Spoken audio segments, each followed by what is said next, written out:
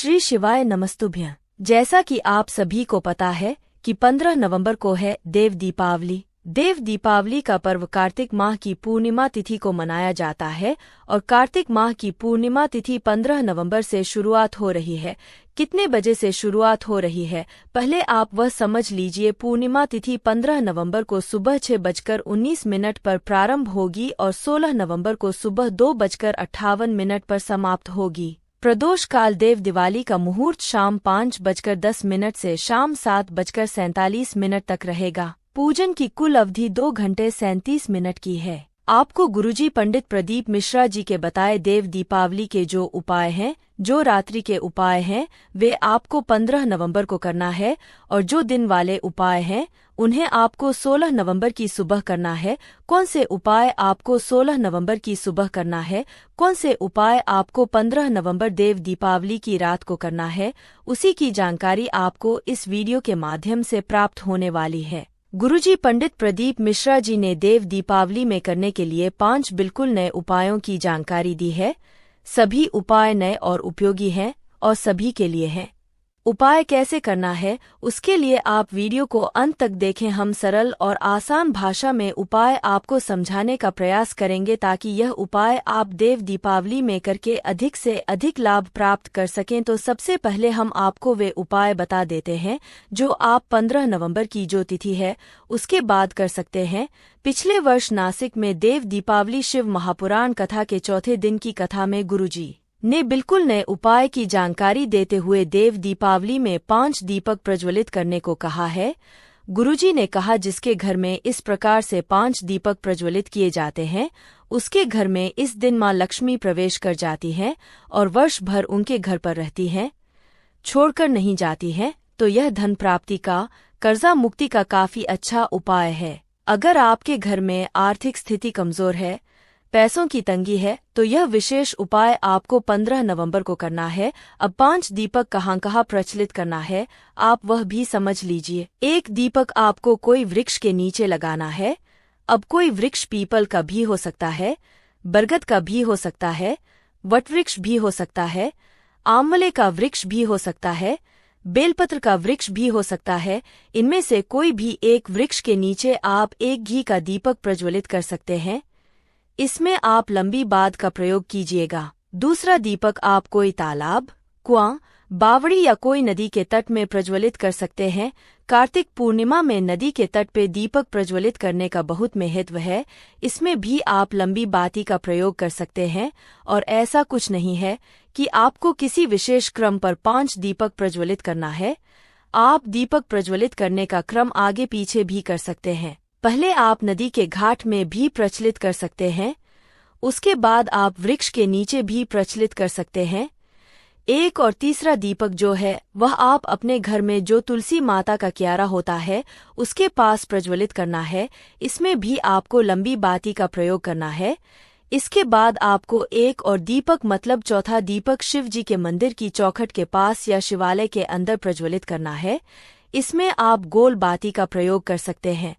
5वां और अंतिम दीपक आपको अपने घर के बाहर बनी हुई रंगोली या फिर कोई चौक बना हुआ है उस पर प्रज्वलित करना है। बस इतना ही करना है। आप जो अन्य दीपक प्रज्वलित करते हैं वह तो कर ही सकते हैं, पर इन 5 जगहों पर आपको दीपक निश्चित रूप से प्रज्वलित करना है। गुरुजी ने कहा है जिसके घर में इस प्रकार से 5 दीपक लगाए जाते हैं, माता लक्ष्मी उनके घर पर देव दीपावली के दिन प्रवेश करती हैं और वर्ष भर बाहर नहीं जाती हैं। गुरुजी ने बताया देव दीपावली में माँ लक्ष्मी का प्रभाव दीपावली से ज्यादा अधिक होता है। देव दीपावली का बहुत महत्व है, तो यह विशेष उपाय आप 15 नवंबर को शाम को कर सकते हैं। बढ़ते हैं देव दीपावली के दिन किए जाने वाले अगले विशेष उपाय की ओर। अगर आप देव दीपावली में माता लक्ष्मी को और भोलेनाथ को शहद का भोग लगाते हैं तो आपके घर में जितना ही धन की तंगी चल रही हो, आर्थिक स्थिति कमजोर चल रही हो, कर्जा बढ़ रहा हो, इन सभी समस्याओं से आपको मुक्ति प्राप्त होती है और आपके घर में माँ लक्ष्मी की विशेष कृपा प्राप्त होती है। अब माता लक्ष्मी को और भोलेनाथ को आपको शहद का भोग लगाना किस प्रकार है वह भी गुरुजी ने बताया है। गुरुजी ने कहा आप माता लक्ष्मी को एक पान का पत्ता ले, उसमें एक शहद की बिंदी लगा दें या फिर उसमें आप शहद लगा दें और उससे माता लक्ष्मी को सामने अर्पित कर दें। आपके घर में जो माता लक्ष्मी की मूर्ति या फोटो है आप उसमें भी अर्पित कर सकते हैं। और भोलेनाथ को अर्पित करने का तरीका गुरुजी ने बताया है। आप भोलेनाथ को कोई पुष्प पर या फिर किसी पत्ते पर शहद लगाकर उस पत्ते या पुष्प को शिवलिंग पर अर्पित कर सकते हैं। आप बेलपत्र में शहद लगाते हुए भी उस बेलपत्र को शिवलिंग पर अर्पित कर सकते हैं। बस इस प्रकार से देव दीपावली के दिन भोलेनाथ और माता लक्ष्मी को शहद अर्पित करने से आपके घर में धन संबंधी परेशानियां दूर होती हैं, आपकी आर्थिक स्थिति मजबूत होती है। यह विशेष उपाय भी आप 15 नवंबर को करना चाहते हैं तो आप शाम के समय कर सकते हैं। बढ़ते हैं अगले विशेष उपाय की ओर। गुरुजी पंडित प्रदीप मिश्रा जी ने देव दीपावली शिव महापुराण कथा के चौथे दिन की कथा में शीघ्र विवाह वाला एक विशेष उपाय बताया है, जिसमें गुरुजी ने माता अशोक सुंदरी के स्थान पर एक बेलपत्र अर्पित करने को कहा है। बेलपत्र इस प्रकार से अर्पित करना है कि बेलपत्र की डंडी जलाधारी की ओर होना चाहिए। इस प्रकार से बेलपत्र को आपको शिवलिंग पर माता अशोक सुंदरी के स्थान पर अर्पित करना है। बस इतना ही करना होता है। पर अगर आप बेलपत्र शाम को अर्पित कर रहे हैं तो आप 15 नवंबर को अर्पित कर सकते हैं। बेलपत्र को माता अशोक सुंदरी का स्थान जो शिवलिंग में होता है उस पर अर्पित कर सकते हैं। आप उस व्यक्ति या फिर उस बालक या बालिका से अर्पित करवाएं जिनका विवाह नहीं हो रहा है, 40 वर्ष के हो गए हैं, रिश्ते आना बंद हो गए हैं। गुरुजी ने कहा अगले वर्ष की देव दीपावली आएगी, उससे पहले उनका विवाह तय हो जाता है, अच्छा रिश्ता मिलता है, मंगल विवाह होता है। यह विशेष उपाय देव दीपावली के दिन करके आप अधिक से अधिक लाभ जरूर प्राप्त कीजिएगा। बढ़ते हैं देव दीपावली के अवसर में किए जाने वाले 5वां सबसे विशेष और बिल्कुल नए उपाय की ओर। पर यह उपाय आपको 15 नवंबर को करना है, क्योंकि गुरुजी ने यह उपाय देव दीपावली की सुबह 7 बजे के बाद करने को कहा है। उपाय काफी सरल और आसान है। किस प्रकार से करना है वह भी हम आपको बताते जा रहे हैं।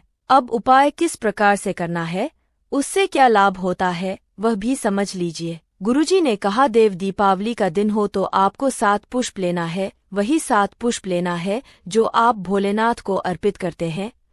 7 पुष्प आप कोई भी ले सकते हैं। 7 पुष्प को लेने के बाद आपको इन 7 पुष्प को एक कटोरी में रख लेना है। और यह कटोरी आपको अपने घर में जहाँ पर आप पानी का पात्र रखते हैं, मटका रखते हैं, पानी का पात्र रखते हैं, जहाँ पर भी आप घर में पानी रखते हैं, किचन में वहाँ पर इस कटोरी को जिसमें 7 पुष्प है उसे वहाँ पर रख देना है। 7 पुष्प रखने के बाद आपको सुबह के समय ही यह उपाय करना है। इस बात का ध्यान रखना है, आप सुबह 7 बजे के बाद या 8 बजे के बाद यह उपाय कर सकते हैं। सुबह के समय ही आप यह उपाय करें। कटोरी में आपने जहाँ पर पुष्प रखा है उसके पास ही आपको 7 घी के दीपक प्रज्वलित कर देना है। वहीं कटोरी के पास, पानी के परिंदे के पास 7 दीपक प्रज्वलित कीजिए। इन दीपकों में आप लंबी बाती का प्रयोग कर सकते हैं। इसके बाद जब 7 दीपक ठंडे हो जाएं, लगभग 1 से 1.5 घंटे में सभी दीपक ठंडे हो जाएंगे।